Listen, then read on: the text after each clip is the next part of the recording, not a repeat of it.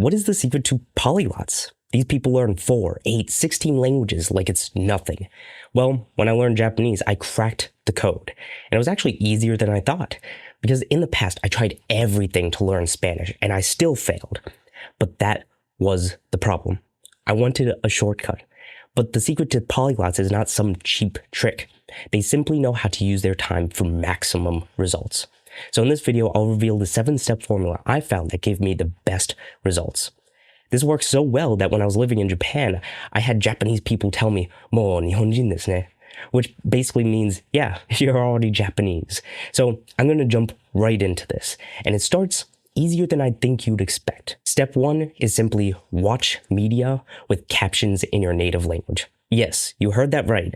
Captions in your native language.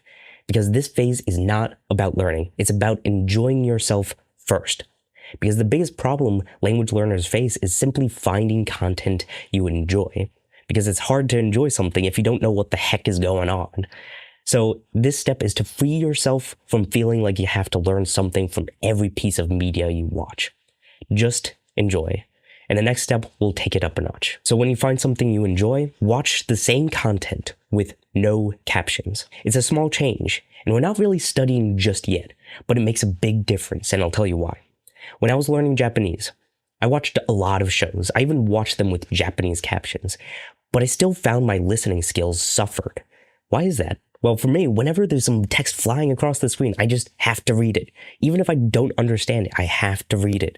So I might read the caption, "I want to eat a candy apple," but I wouldn't hear the actual Japanese words.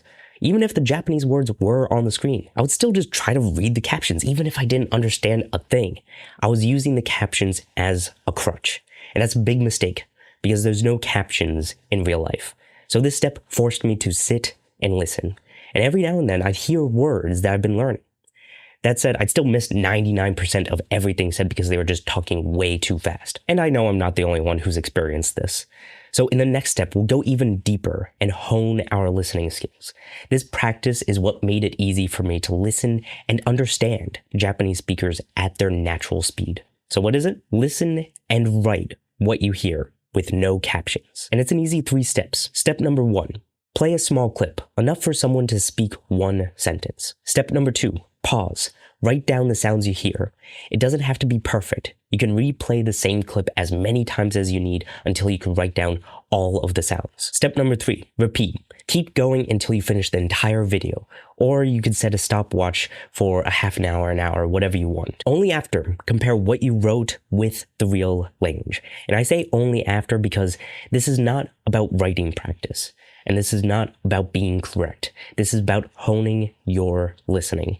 So rather than comparing sentence by sentence, chunk it out. Focus on listening first, then compare. If there's only one practice you do in this entire video, do this. This will level up your listening dramatically, which will make language learning 10 times easier. Because listening is the most important skill for language learners. But it's also the most neglected, so don't skip it. That said, you shouldn't only focus on listening. There are a total of 4 core skills to learn a language: listening, reading, writing, and speaking. If you want to master a language, you have to practice all 4 skills. And this next practice, we do just that. And yes, we use the same piece of content again. At this point, you might be getting tired of the video. I get it. But think about when you were a kid and you found a movie you liked.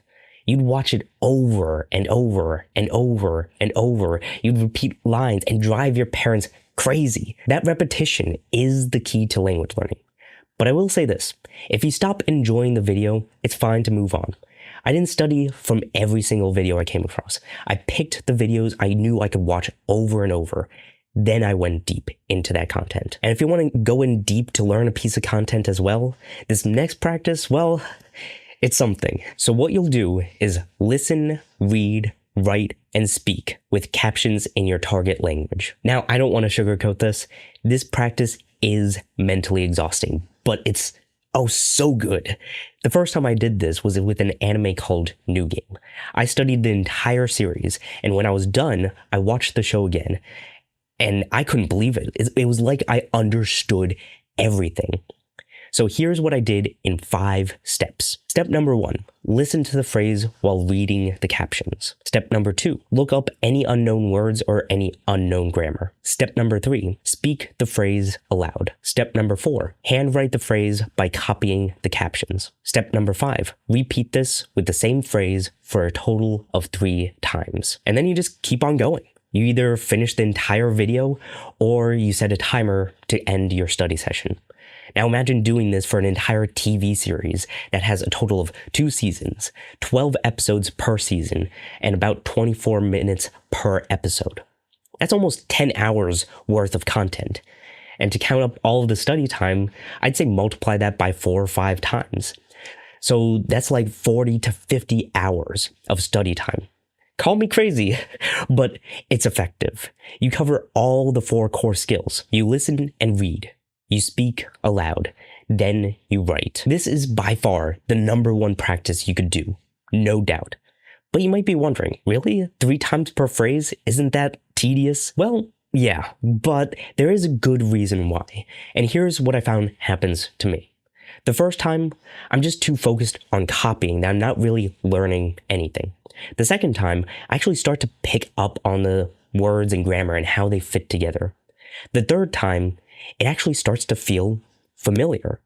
Do this enough and you pick up on a lot of the language. And I'll tell you, I only did this level of practice for like 4 or 5 series with Japanese. After that, I learned so much that I felt like I didn't have to do this anymore. That's how good this practice is. But even after I stopped this practice, there was one practice that I absolutely did not stop, and that's clip audio for review. The best way to build real fluency is through constant exposure.